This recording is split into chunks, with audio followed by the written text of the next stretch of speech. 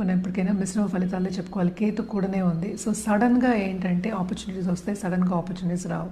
కొంతవరకు స్తంభిస్తుంది కెరియర్ పాత్లో, కొంతవరకు ఏంటంటే స్టాగ్నేషన్ వచ్చే ఛాన్సెస్ మనకి ఎక్కువ కనిపిస్తున్నాయి అన్నమాట.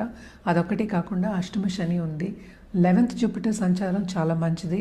అండ్ ఆల్సో మనం చూసాము అంటే ఈ రాశి నుంచి మనకి 6వ ఇంట్లోకి మనకి సన్ వెళ్తున్నాడు. సో తప్పక ఇంట్లో కొంతవరకు అంటే అనుకూల పరిస్థితి అనేది మనకి ఎక్కువ కనిపించట్లే. అలాగే లోన్స్ తీసుకునే పరిస్థితి మనకి కొంచెం కనిపిస్తోంది అనమాట.